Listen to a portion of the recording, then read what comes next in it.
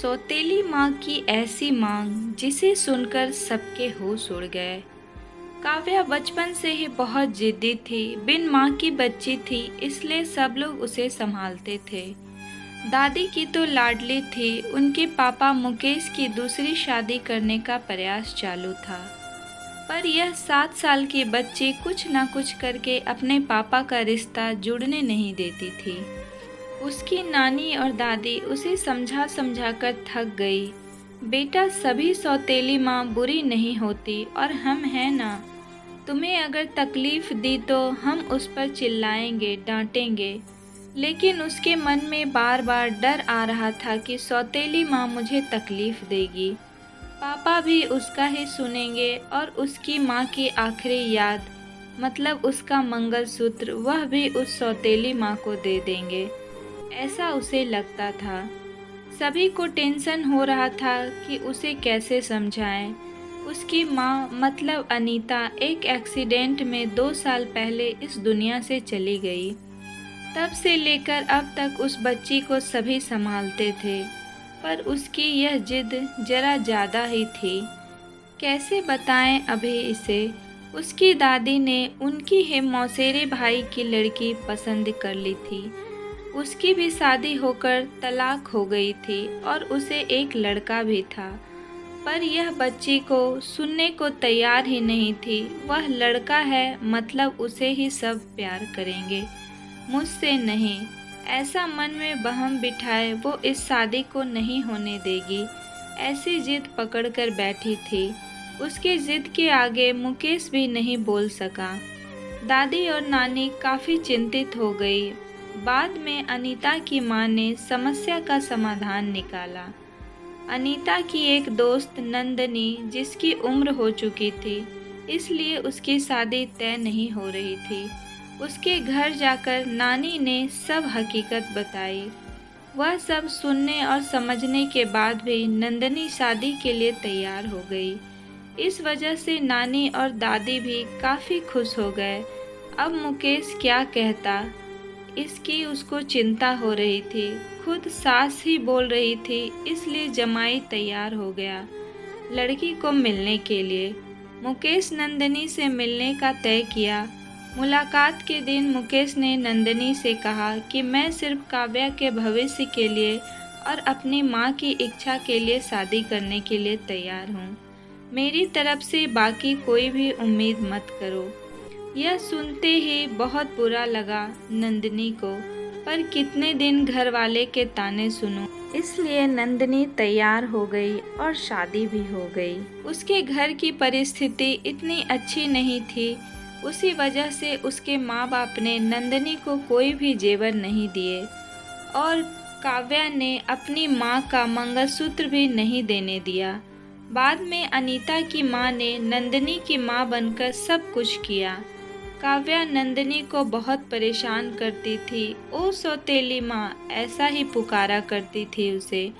नंदिनी थोड़ा सा डांटती या उसे समझाने का प्रयास करती, तब जानबूझकर झूठ मूठ का रोना रोने लगती थी।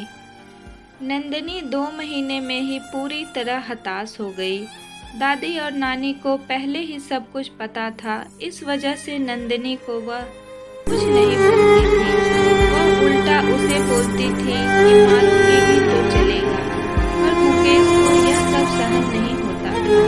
जब परिस्थिति हाथ से निकलने लगी तो नंदिनी ने उसकी सहेली को, जो कि एक स्कूल टीचर थी, उसके साथ मिलकर एक प्लान बनाया और मुकेश को असली सच का पता चले, इसलिए काव्या के ड्रामों का वीडियोस बनाकर उसे दिखाया। पहले नंदिनी को ही गलत समझने वाला मुकेश सारी सच्चाई से अवगत हुआ और उसने उन दोनों को धन्यवाद किया। प्यार से काव्या को समझाया कि इसके आगे तुम्हें नंदिनी के साथ अच्छा बर्ताव करना होगा, उसकी सब बातें सुननी होगी। हालांकि काव्या ने काफ़ी तमाशा किया, पर उसकी साइड लेने वाला कोई भी नहीं है, ये उसे समझ में आ गया था। उसको नंदिनी पर बहुत गुस्सा आता था। नंदिनी उसे बहुत समझाती थी। धीरे धीरे नंदिनी और मुकेश का रिश्ता भी सुधर रहा था, पर पति पत्नी जैसा रिश्ता उनमें नहीं था और मुकेश ने उसे पहले ही बता दिया था। नंदिनी को बहुत बुरा लगता था, उसने अपनी इच्छाएं अपने मन में ही दबा दी थी। काव्या को उसने सौतेलेपन कभी भी नहीं दिखाया, पर फिर भी काव्या सिर्फ उसके साथ झगड़ा ही करती थी। धीरे धीरे काव्या बड़ी होती गई। मुकेश हमेशा काम के लिए बाहर जाया करता था। नंदिनी काव्या के लिए हमेशा तत्पर रहती थी। उसने काव्या को बहुत प्यार से समझाने की कोशिश की, पर नंदिनी को हमेशा असफलता मिली। मुकेश की माँ हमेशा बीमार रहती थी, उनकी वह देखभाल करती थी। उन्होंने एक बार नंदिनी को बुलाकर बताया, मुझे बहुत चिंता होती है इस काव्या की, पर अभी नहीं होती, तुम हो ना। अभी मेरा कुछ भी हो जाए चलेगा, पर तुम्हारे लिए मुझे बहुत बुरा लगता है।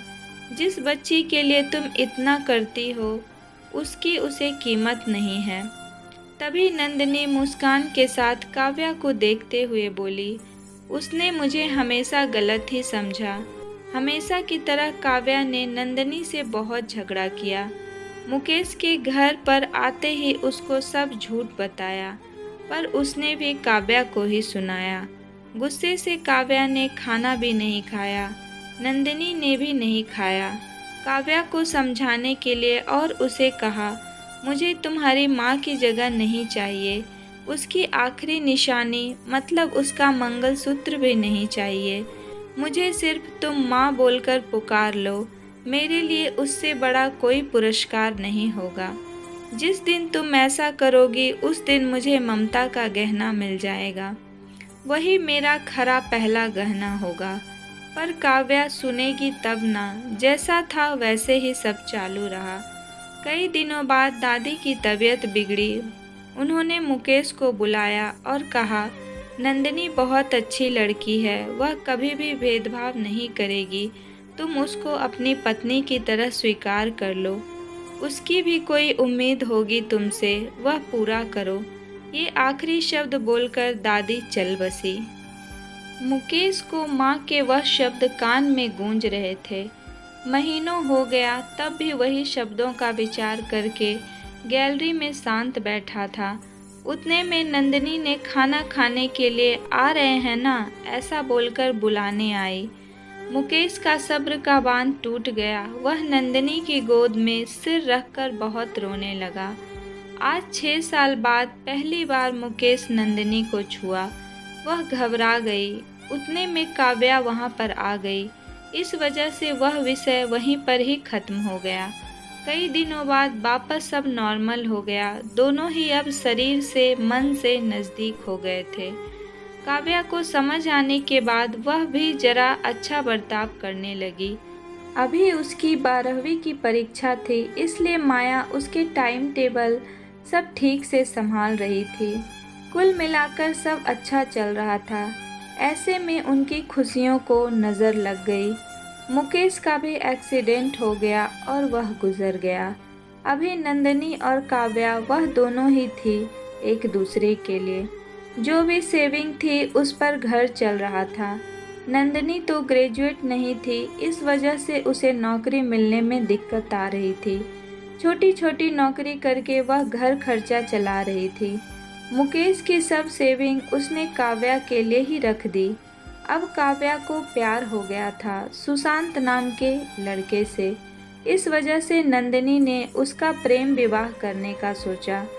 सब लोग अच्छे हैं, काव्या भी खुश रहेगी, ऐसा उसे विश्वास था। पर सुशांत की मां खड़ूस थी। मुकेश के जाने के बाद उनकी परिस्थिति भी अच्छी नहीं थी। काव्या शादी के बाद ज़्यादा गहने नहीं लाई, इसलिए ससुराल वाले उसे तकलीफ़ दे रहे थे। उसकी सास की सहेलियां घर पर आई थी नई दुल्हन से मिलने। तब काव्या की सौतेली माँ के बारे में बुरा भला बोल रही थी।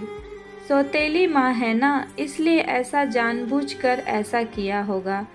सब कुछ खुद के लिए रख लिया होगा और बेटी को लंका की पार्वती बनाकर सिर्फ मंगलसूत्र पहनाकर भेज दिया और हंसने लगी। अभी उसका खुद पर नियंत्रण टूट गया। मेरी माँ की आखिरी याद मतलब यह मंगलसूत्र है। जो मेरी इच्छा थी मैं इसे ही पहनूं। यह मंगलसूत्र मेरी माँ का आशीर्वाद है और मेरी नंदिनी माँ को बुरा भला बोलने का तुम्हें कोई भी हक नहीं है। आज वह है इसलिए मैं हूँ। उन्होंने मुझे अच्छे संस्कार दिए, डिसिप्लिन सिखाया, संयम और बड़ों का सम्मान। यह सब बातें कोई भी उम्मीद ना रखते हुए सिखाया। पापा के जाने के बाद भी उन्होंने कमाए हुए एक पैसे भी खुद पर ना खर्च करते हुए सब पैसे मुझे दिए। कभी भी सौतेलापन उन्होंने मुझे नहीं दिखाया। मेरे लिए उन्होंने खुद का बच्चा तक नहीं होने दिया। पर मुझ पागल को कभी यह समझ में नहीं आया। उन्होंने मुझे सिर्फ और सिर्फ प्यार किया। मुझसे उन्हें एक ही चीज़ चाहिए थी जो मैं कभी नहीं दे पाई। सब औरतें एकदम सोच में पड़ गई कि आखिर वह कौन सा चीज़ चाहिए था। उन्होंने काव्या से पूछा उन्हें क्या चाहिए था। सच में बहुत महंगा गहना होगा, इसलिए तो उसने इतना एडजस्ट किया होगा। बातचीत हो ही रही थी तब वहां नंदिनी आई और औरतें खुसुर खुसुर करते हुए हंसने लगी। नंदिनी मन में डर गई। काव्या ने ऐसा क्या किया होगा, ऐसा क्या किया होगा जो यह सब औरतें उसे देख रही है। तभी काव्या ने नंदिनी को गले लगाकर प्यार से माँ बुलाया। दोनों माँ बेटी सब भूलकर एक दूसरे की बाहों में गुम हो गई। औरतें जब कानाफूसी कर रही थी तभी काव्या बोली, आप सबको वह गहना देखना था। यही है, माँ बुलाकर ममता का गहना उसे चाहिए था। नंदिनी को रोना आ रहा था। दोनों मुकेश और दादी की फोटो के सामने हाथ जोड़कर खड़े थे। काव्या ने उनसे माफ़ी मांगी और माँ को खुद से कभी दूर नहीं करूँगी ऐसा वचन दिया। तो दोस्तों, मेरी आज की कहानी आप लोगों को कैसी लगी? अगर पसंद आई हो तो प्लीज़ लाइक करें और इस कहानी के बारे में आप लोगों की क्या राय है कमेंट करके ज़रूर बताएं। तो मिलती हूँ नए नेक्स्ट स्टोरी के साथ।